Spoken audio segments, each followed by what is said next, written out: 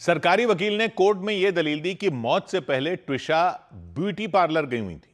वहां वो करीब 3 घंटे तक रुकी थी। उस वक्त उन्हें देखकर कहीं से भी यह नहीं लगा कि उनको चोट लगी है। सब कुछ ठीक लग रहा था।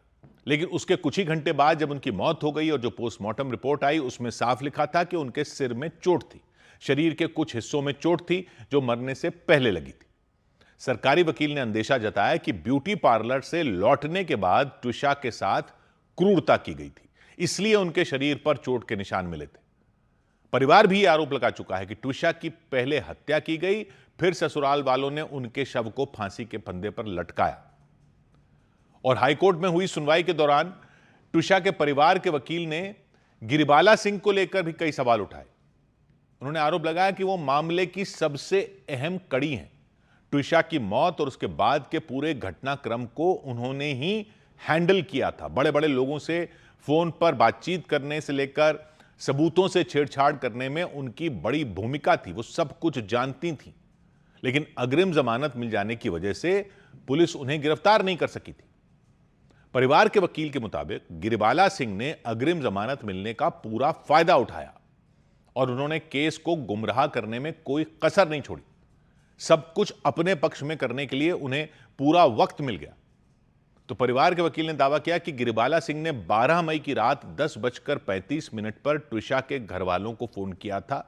उन्हें जानकारी दी कि ट्विशा की मौत हो चुकी है, लेकिन उनके घर से मिले सीसीटीवी कैमरे में दिखा कि 10:35 के काफी देर बाद ट्विशा के शव को नीचे उतारा जा रहा था। उन्हें सीपीआर देने की कोशिश की जा रही थी, जबकि उन्होंने ट्विशा की मौत की पुष्टि पहले ही कर दी थी।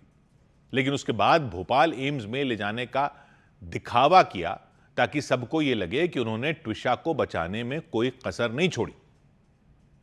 टाइमलाइन वहीं से गड़बड़ है।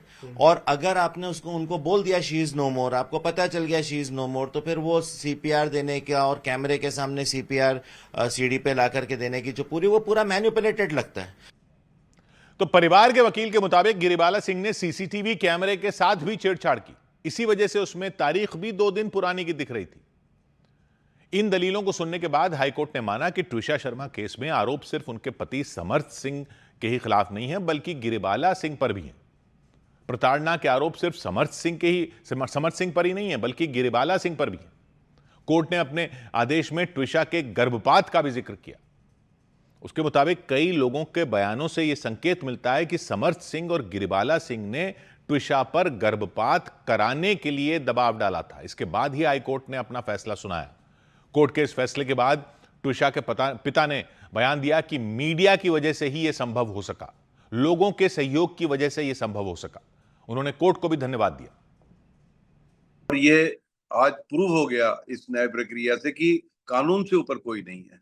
ये एक बहुत बड़ा एग्जाम्पल आज सेट हुआ है और आगे हमें न्याय की उम्मीद बढ़ गई है और पूरे देशवासियों की न्याय की उम्मीद बढ़ गई है। ट्विशा के पिता के मुताबिक वो अब और मजबूती से अपना पक्ष रखेंगे ताकि मामले में जल्द फैसला हो सके।